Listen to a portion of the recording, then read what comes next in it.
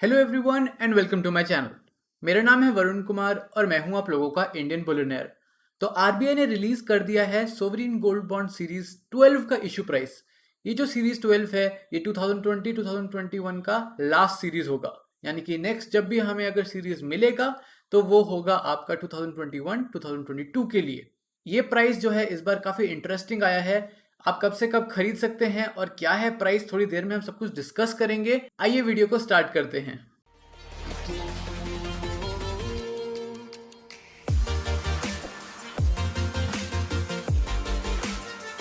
2020 में आरबीआई ने रिलीज कर दिया था एक कैलेंडर जिससे हमें पता चलता था कि सीरीज 1, 2, 3 कब कब आएंगे। अप्रैल 13, 2020 को ये रिलीज किया था, जिसमें इन्होंने बताया था कि अप्रैल 20 से लेकर 24 2020 से सीरीज 1 शुरू होगा। धीरे धीरे मैंने क्या किया, हर एक सीरीज की एक वीडियो बनाई थी। सिमिलरली मैंने एक प्लेलिस्ट बना रखी है जिसमें आप सारे पास्ट सीरीज के बारे में जाकर देख सकते हैं। अंडर 10 मिनट्स मैंने वीडियो बनाई थी कि क्या है प्राइस और क्या है ट्रेंड, उसके अकॉर्डिंग हमने डिस्कशन किया था। अब आपके सामने मैं लेकर आ गया हूँ सीरीज 12 का इशू प्राइस। ये जो सीरीज है ये आप 1 मार्च 2021 से लेके 5 मार्च 2021 तक खरीद सकते हो, यानी कि परसों से लेके फ्राइडे तक। और ये जो प्राइस सेट किया गया है ये इब्जा ने सेट किया है on the basis of price of 999 gold, 999 finance का गोल्ड फ्रॉम February 24 टू 26, यानी कि 24, 25 और 26 का जो मार्केट का क्लोजिंग रेट होता है उसका एवरेज निकाला और इस बार आया है सिर्फ 4662 रुपीज पर ग्राम, यानी कि मान लो 46,620 rupees per 10 grams of gold. लेकिन इसमें कोई भी आपका गोल्ड इन्वॉल्व नहीं है। आप पैसा देते हो, गोल्ड बॉन्ड खरीदते हो और आपको एंड में पैसा ही मिलता है। लेकिन अगर आप इसे ऑनलाइन सब्सक्राइब करते हो या फिर डिजिटली आप पे करते हो तो आपको 50 रुपये पर ग्राम का डिस्काउंट मिलेगा। तो आपका एक यूनिट गोल्ड बॉन्ड होगा, यानी कि 1 ग्राम गोल्ड होगा 4612 रुपीज ओनली। एक बार इसे कंपेयर कर लेते हैं सीरीज 11 से और फिर कंपेयर कर लेते हैं सीरीज 1 से। सीरीज 1 जो था आपके लिए अवेलेबल था February 1 से लेके February 5 तक। इसका प्राइस हुआ था सेट 4912 पर।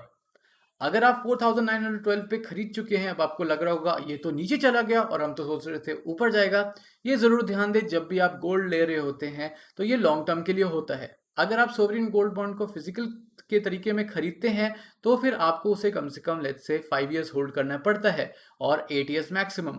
अगर आप उसे अपने डीमैट अकाउंट में होल्ड करते हैं तो आप उसे कभी भी लिस्ट कर सकते हैं। जब आपको लगता है कि प्राइस ऊपर जा चुका है तो आप बेच सकते हैं। तो लास्ट टाइम अगर आपने 4900 में ले लिया, अब अगर 4600 में हो गया तो या तो आप उसे एक बाइंग अपॉर्चुनिटी की तरह देख सकते हैं कि 4600 वाली रेंज में हम उठा लेते हैं, या तो फिर आप सोच सकते हैं कि हमने लास्ट टाइम महंगा ले लिया। ये सोचने की जरूरत नहीं है कि आपने लास्ट टाइम महंगा ले लिया, क्योंकि लॉन्गर रन में गोल्ड ने तो काफ़ी अच्छा परफॉर्म करना है। तो अपने परचेसेस को होल्ड करो और रिग्रेट में ना जाएं। अब बात करते हैं सीरीज 1 की। सीरीज 1 आया था आपका अप्रैल 20 से लेके अप्रैल 24 तक। अब इसका प्राइस सेट हुआ था 4639। यहाँ आप बीच में देख सकते हैं कि कहाँ अप्रैल हमारा सीरीज 1 और कहाँ हमारा सीरीज 11। इन दोनों के बीच में अगर आप देखोगे तो इस इतने टाइम में सिर्फ 300 रुपये बढ़े थे। लेकिन सीरीज 11 और 12 में अगर आप देखोगे तो उल्टा आपके 300 रुपये उल्टा नीचे घट गए। अब ये जो होता है, जैसे मैंने बताया, लास्ट 3 दिन के हिसाब से सेट किया जाता है प्राइस, ठीक है। और गोल्ड का प्राइस इतना चेंज होता रहता है तो उस पर कोई रिलाई नहीं कर सकता एग्जैक्टली कि आगे क्या होने वाला है। अब इन्होंने बोला कि February 24 से लेकर 26 को जो प्राइस था उस हिसाब से सेट है। कहाँ हमारा गोल्ड 50,000 के आसपास था और कहाँ आप देखो 46,000 के आसपास आ गया। मैं आपको दिखा देता हूँ इब्जा का ये 24 का पीएम रेट है। जैसे आप देख सकते हो यहाँ कुछ अमाउंट दिया है जो कि 46,000 47,000 रुपीज़ के रेंज में है। इसमें जीएसटी और मेकिंग चार्जेस इंक्लूडेड नहीं होती हैं। और जो आपका सोवरिन गोल्ड बॉन्ड होता है उसमें भी कोई मेकिंग चार्ज या जीएसटी नहीं लगाया जाता है, क्योंकि उसमें कोई गोल्ड ही इन्वॉल्व नहीं है, उसमें सिर्फ पेपर इन्वॉल्व है, यानी कि आपकी करेंसी पैसा इन्वॉल्व है। अब हम 25 का अगर रेट देखेंगे, यहाँ पर इब्जा ने सिर्फ ट्विटर पर एम का रेट डाला था, तो आप ibjarates.com पे जाके देख सकते हैं। यहाँ 25 के लिए आप देख सकते हैं रेट था 46,500 के आसपास। सिमिलरली 26 का अगर आप देखोगे था 46,570, यानी कि इन तीनों दिनों का एवरेज निकाला और यहाँ पर आपके लिए लगाया गया है अराउंड 4662 रुपीज़ पर ग्राम। ये बताने से पहले कि लेना चाहिए कि नहीं, मैं आपको एक ग्राफ दिखाना चाहता हूँ जो मैंने खुद बनाया है, ये देखने के लिए कि सीरीज 1 से लेकर 12 में प्राइस की फ्लक्चुएशन कैसे हुई है। तो आपके सामने है ये ग्राफ जो मैंने बनाया है। यहाँ आप देख सकते हो सोवरिन गोल्ड बॉन्ड, और ये आरबीआई की वेबसाइट से मैंने प्राइस उठाए हैं, जिसमें 50 रुपये का जो डिस्काउंट है उसे इंक्लूड नहीं करा है। और ये सीरीज हमने मेंशन करी है एक्स एक्सिस में फ्रॉम सीरीज 1 to 12, और ये वाई एक्सिस में आपको दिख रहा है रुपीस पर ग्राम। तो सीरीज 1 जैसे मैंने आपको बताया था शुरू हुआ था अप्रैल में, और यहाँ पर हमारा सीरीज 12 आ गया जो कि है मार्च 2021। तो 2020 से 2021 का हमें पूरा रेंज दिख रहा है। स्टार्टिंग हमारी देखो 4639 रुपीज से हुई थी, और अभी हम आगे देखेंगे तो फिर से वापस हम उसी रेंज में आ गए हैं। यानी कि अगर अप्रैल 2020 से मार्च 2021 देखेंगे तो गोल्ड ने वापस अपने सारे जो भी प्रॉफिट थे वो रिवर्स कर लिए हैं। यहाँ बीच बीच में जब लोगों ने खरीदा और बेचा हुआ है शॉर्ट टर्म के लिए, तो उनको अपने प्रॉफिट यहाँ रजिस्टर्ड होते हुए दिख जाएंगे। यहाँ हम 4639 से 4590 गए थे सीरीज 2 में, फिर हमारा राइज देखा, अच्छा राइज देखा, एंड आई थिंक ये जब ऑल टाइम हाई था उसके आसपास जो सीरीज आई थी वो अराउंड 5334 पे गई थी, जो कि मैक्सिमम थी। फिर उसके बाद हमने थोड़ा टेढ़ा मेढ़ा शुरू होते हुए देखा, जहाँ पर स्टिमुलस बिल्स एंड पता नहीं कैसी कैसी हमारी न्यूज़ आती थी, उसके अकॉर्डिंग हमारे मार्केट्स फ्लक्चुएट करने लगी। और यहाँ पर आते आते ये वापस फर्स्ट सीरीज के आसपास आ चुका है। अब मैं आपको एक बात दिखा देता हूँ यूएस डॉलर्स के टर्म में कि ये गोल्ड ने वापस इतनी जल्दी कैसे आ गया, और ये इस महीने क्यों इतना जल्दी चला गया, स्पेशली इस हफ्ते क्यों गोल्ड का प्राइस इतना नीचे चला गया। सबसे पहले तो ये जान लेते हैं कि जब हमारा सीरीज 1 इशू हुआ था तो यहाँ पर यूएस डॉलर में हमारा प्राइस था गोल्ड का अराउंड 1726। और अगर हम अभी की बात करें 26 फरवरी की बात करें, फ्राइडे की बात करें, तो तब भी आपको एक सिमिलर ट्रेंड दिखेगा जहाँ पर हम 1700 के रेंज में आ चुके हैं। और ये जो ऑल टाइम हाई था जब हमारा गोल्ड 55,000 रुपये के आसपास गया था शायद, तो ये आप देख रहे हो 2000 को क्रॉस कर दिया गया था। अब वापस हमें यहाँ पर नीचे आते हुए दिख रहा है। अब एक बार जूम करके देख लेते हैं कि जो लास्ट 3 दिन थे वो कैसे दिख रहे हैं। लास्ट 3 दिन में आप देख सकते हो 24, 25 और 26 है। 24 में आपका गोल्ड अराउंड $1800 था, और 26 में आते आते आपका हो गया था अराउंड $1730 एन आउंस। यानी कि मान लो ऑलमोस्ट $70 to $80 गोल्ड ने लूज किया। अब ये 70 to 80 में ये बात है कि ये मार्केट का क्लोजिंग रेट था फ्राइडे के बेसिस पे।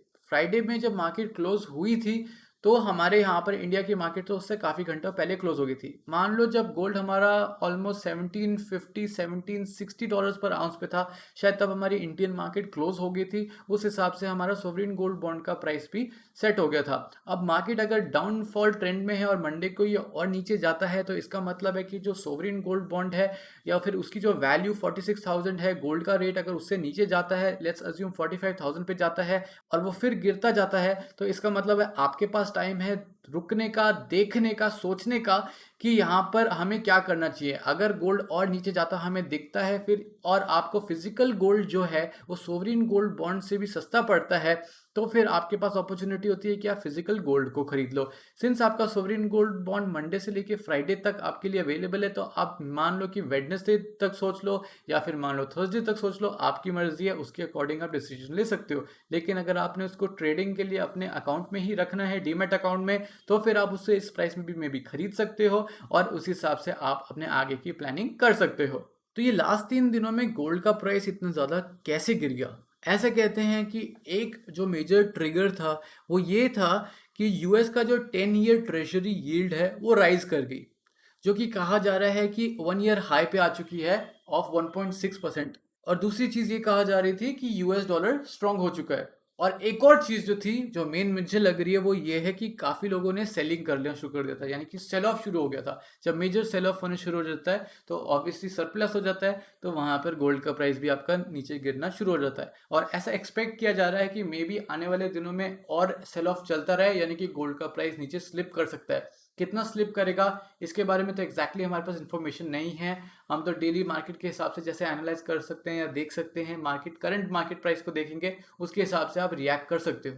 अगर आपने हर महीने कुछ ना कुछ अमाउंट गोल्ड में लगाने का सोचा है, इस महीने भी सोच रहे हैं, तो आपके लिए मेरे हिसाब से एक अच्छी अपॉर्चुनिटी है। लॉन्गर रन के लिए, यानी कि लंबे टाइम के लिए अगर आप गोल्ड ले रहे हो तो आपको वो बेनिफिट ही देगा ही, चाहे आपने अभी लिया हो या 50,000 के रेंज में लिया हो या 55,000 के रेंज में लिया हो। आपने लेना है तो आपने लेना है। अगर आपको प्राइस का वेट करते रहना है वो आपके ऊपर है। आरबीआई या सरकार कब नेक्स्ट एसजीबी की सीरीज लेकर आती है, नहीं लेकर आती है, क्या होता है, वो तो हमें तभी पता चलेगा, मे बी आफ्टर मार्च 31, यानी कि अप्रैल तक हमें पता चल जाएगा। जब मुझे पता चलेगा तो मैं आप लोगों को भी जल्द से जल्द बताने की कोशिश करूंगा। तो in the end it's all up to you, आपको क्या लगता है अभी सोवरिन गोल्ड बॉन्ड में पैसा लगाना चाहिए कि नहीं?